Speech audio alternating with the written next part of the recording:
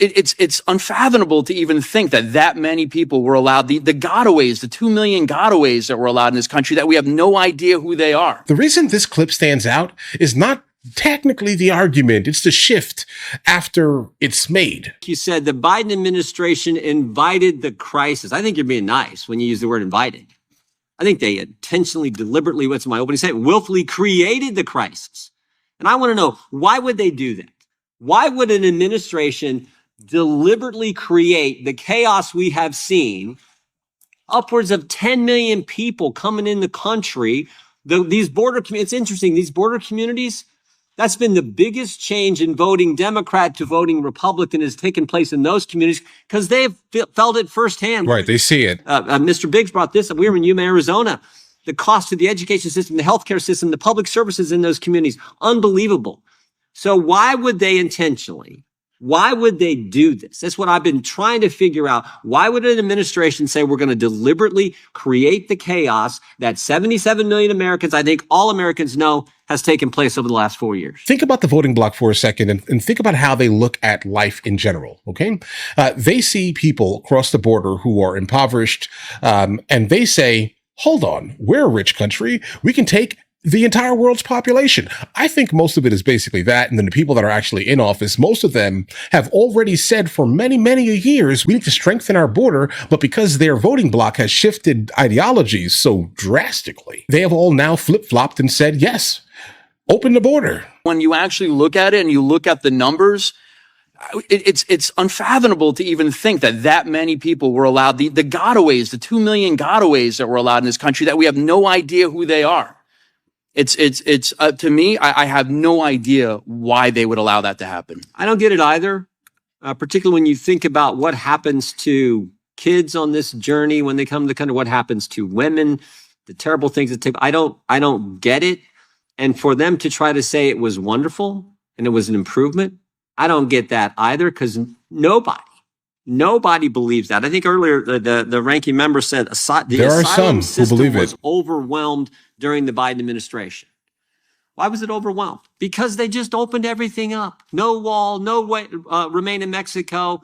And when you get here, as you pointed out in your testimony, Mr. Fabricatore, you won't be detained, you'll be released. Now, what do we have to do to fix it? Mr. Fabricatore, a guy who's on the front lines, what do we have to do to fix it?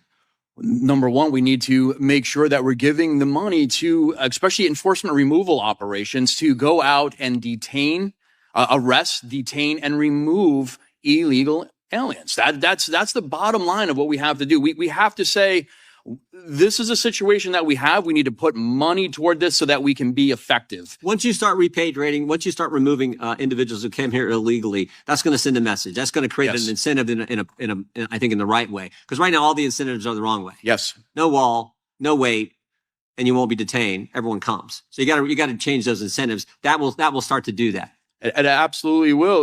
Letting the men and women know of ICE, of ERO, that they have your backing and they can go out on the street and actually enforce the immigration law. That's all that they're asking to do. That's what President Trump wants to do. Yep. He wants to make sure that we go out and the immigration law is actually enforced. 15 seconds, Mr. Newman. I'll give you the last 15. Yeah, but it's you have to fund the resources for ICE to get the job done. You have to show to people in this country illegally that you could be caught and you could be sent home. Well, this committee is committed to helping the administration have the resources to enforce the law and fix the problem. I yield back to the chair. Like, it's always a really good conversation when we can actually sit down and kind of look at things for kind of what they are here. All right. I'm not sure. No, I can't say that. There are some people who absolutely hate the idea of immigration. I'm not one of those people. But I do not like the idea of any type of illegality. Okay, so understand this here. If you're coming into the United States of America in a legal manner, welcome. Have fun, bro. Live your life. Attempting to do what people have done to the United States of America over the last 10 years by breaking into our country through our southern border and northern border. Don't forget that, guys. Mainly northeast, right? But either way, you can't do this anywhere else, all right?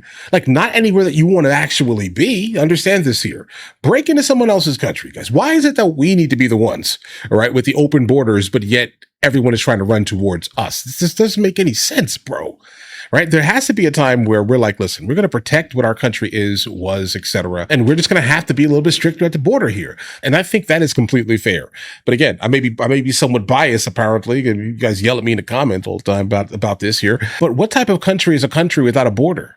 Like, how do you maintain what made you you if your goal is just to obliterate who you are culturally? I am not someone who has a problem with other people's cultures. I've traveled the world, literally. Culture needs to be maintained.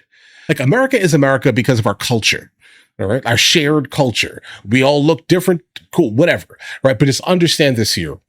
Our culture is basically hyper-American. And it would be great if we can actually kind of get back to the time, like buckle down, like, I don't know, bro, 50 years ago at least, 60 years ago, somewhere in there, where America was thriving. There were some issues socially, okay? We're not going to sit here and negate this. That's not me, bro, right? But you can't dwell on things that have happened. We need to move on and kind of come together and kind of work on things and get better, right? I think that's fair. But we cannot completely water down exactly what is the reason why so many people are running towards us. This is our flag, Somali flag. We consider Minneapolis Little Mogadishu, so I think Somalis play a vital role in the vibrancy of our state, in our economy, in every aspect of it. So to come here and share our culture, our food, our traditions, our songs, I think it's something that appeals to most Minnesotans. Somalia was divided into two states. One was governed by the Italians in the south, and the north was governed by the British. So the north initially got its independence first, and then decided to join forces with the south and unify our country. If you want to come here and interact with the community, if you're running for an office and you want to meet your constituents, basically every aspect of our community is out here and is on display. What kind of country will we be in 100 years? Okay. I like to kind of circle around that right there, because guys, if we get rid of everything that made us us for the sole purpose of looking kind, because I wouldn't really call it kind like that. I mean, yeah, that generation of people, they're going to be living the life as ours completely, starts to get watered down. In 100 years, our culture is their culture that they ran from. So what do we do here, guys? All right. That's my dilemma. Like, that's always been my dilemma. I don't want to get rid of what made us us. I don't want that. Okay? I don't want that at all. And again, I have no problem with the idea of immigration at all. I have the problem with illegality. I have the problem with trespassing on our border. I have the problem with you breaking into our country. I have the problem with asylum fraud. I have no problem with the idea of refugees, right? At all. If we can help you, sure, we can help you to a certain extent. Not your whole country, right? Understand this here.